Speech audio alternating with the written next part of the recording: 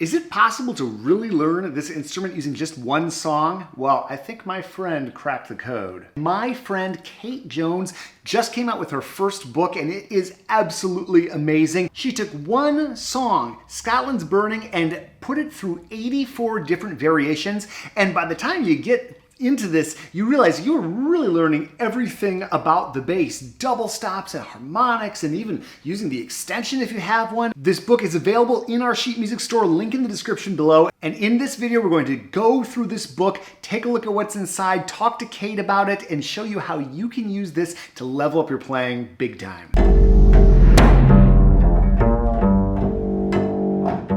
We dig into topics like these and much more in our weekly email newsletter. We have monthly sheet music giveaways. If you're not on our list, consider subscribing. Links in the description below.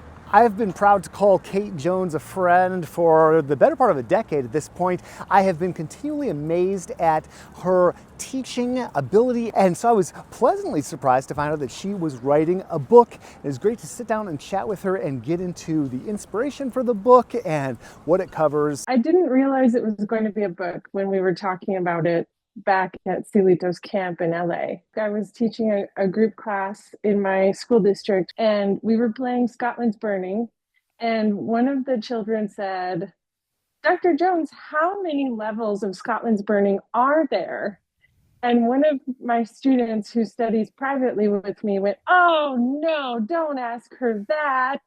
And that's kind of when I realized that there was a lot going on here. This is just so masterfully laid out, and Kate gives just enough information to set the scene and the context without bogging you down with pages and pages of text. But this note from the author on Deep Review is very cool. So each of the Scotlands in this book are meant as preparations or previews of the techniques involved with the listed pieces. So this is a very cool feature of this. She maps out where you will use or potentially use these techniques. Here's the original tune.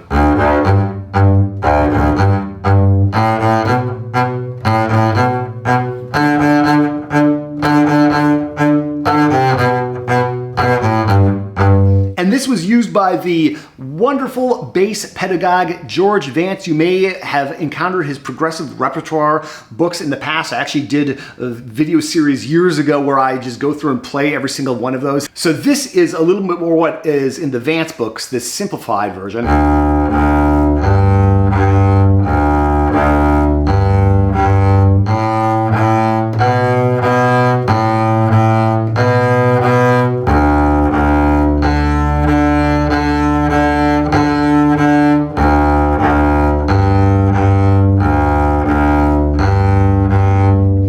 Other material in the introduction here is brilliant. It's just thinking about getting the bass resonating and thinking about tone, and so much great imagery here. You have Kate demoing all of this. She really is one of the premier teachers of double bass in the United States right now, or really worldwide, and it's so cool to have all of this material in here, the musical notation, and then all these great photographs, and you can see everything happening. My friend Andy Moritz and I were talking about this book a little while ago, and he finally encouraged me and kind of gave me a really easy process to get started. That was, I think, the hardest thing was going from the concept to the writing for me. Once I started writing, it just poured out. And lots of great shout outs to various teachers and pedagogues in her life, and some names we probably all know if you're watching these videos. Dennis Whitaker, who is the author of Incredibly Useful Exercises. We have all of those books in our sheet music store. She's got a great quote here from Dennis: "Don't disturb the bow." And I really like that thought. So these are just like words of wisdom to kind of think about as you're going through the rest of these exercises. If you're using an app like Fourscore, I would definitely bookmark this early part so you can go back and reference it. In my philosophy, if I could water it down, I would say that we learn technique through repertoire. And of course, etudes and technical challenges are also very important. But the main way that we as humans like to deconstruct a concept is by playing a song. Here we are starting in the third position. And I love these player perspective photos. It's very cool. Now we shift from first to third position, so starting down here in first.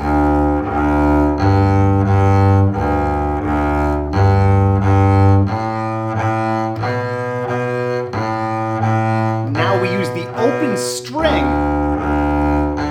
to give ourselves time to find this. And I love that she is using first finger for this, so we can just let our thumb go down and land on the neck block. Getting into playing on the low strings, that's something that people always found challenging. Just using progressive repertoire is you're really hanging out on the G and D string for a long time. So right here, one of the first Scotland variations is down here.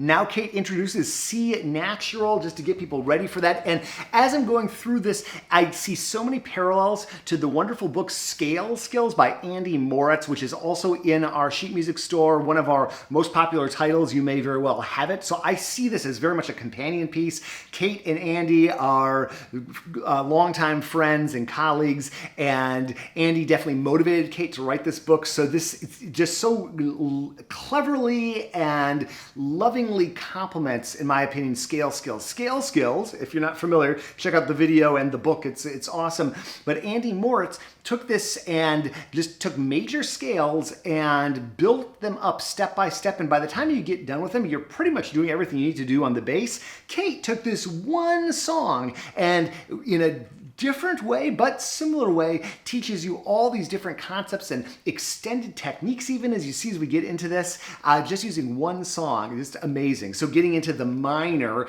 and then getting into C natural and half steps is really cool so early on.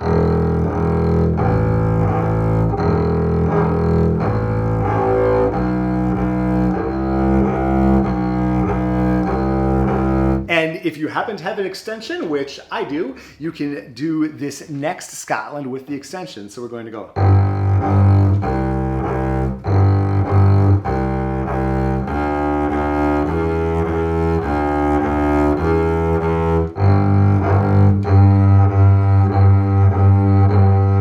That's so fun. Now we get into fourth position, and this is very similar to how George Vance jumps into what we think of as kind of default thumb position with your thumb on the octave harmonic. Kate's introducing this pretty early as well. I love that she's gotten the C natural going before this and gotten the E and A strings going before this, and this seems like a great spot to put this in. So we have...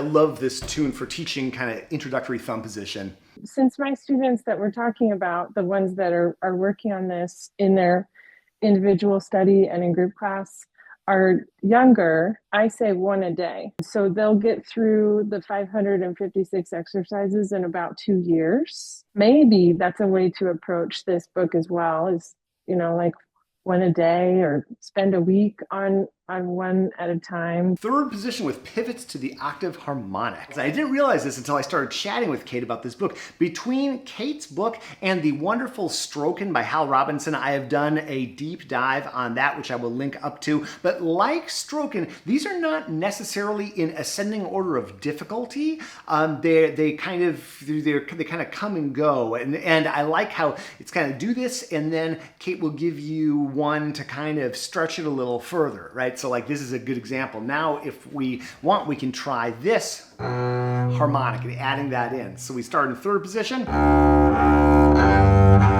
hand right here.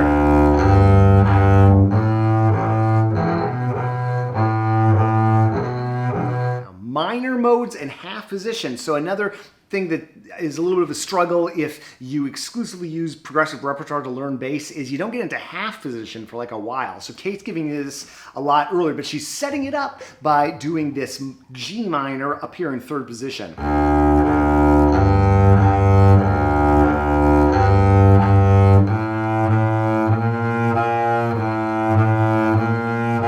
Now taking it down to half position, you got 2-4, and we have it in our ear because we just played the same pitches, just in a different position. If you want to give yourself a little more of a challenge, you can kind of take it to the next level on this page and do it up an octave.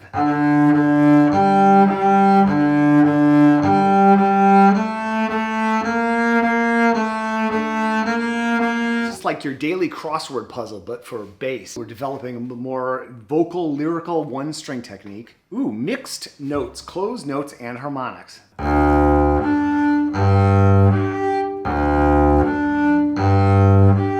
The double stop section is fun for me. The thumb harp harmonics, those were really fun to figure out. Double stops, these are super duper fun. So throwing in some of the more commonly used is just great for your intonation, your tone.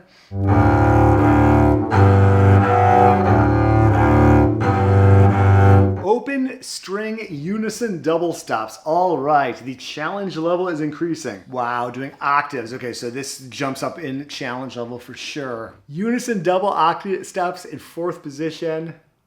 Double stops at the perfect 4th with the fork fingering. Double stops at the 10th.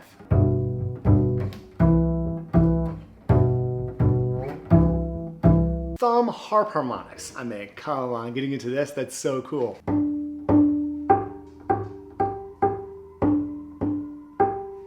And we're only about halfway through the book at this point. There's this whole section on developing the right hand, and her take on it is just so elegant. It's scooch the bow, long wiggle, slurs, so many good exercises, and then getting into even arpeggiated figures. And if you want to rock out on all 84 of these Scotlands, they're just sequenced out here for you. And this is really pulling together so many different threads of bass pedagogy. If you enjoyed this video, definitely pick up the book, but also check out what we've got linked up here. We'll see you over there.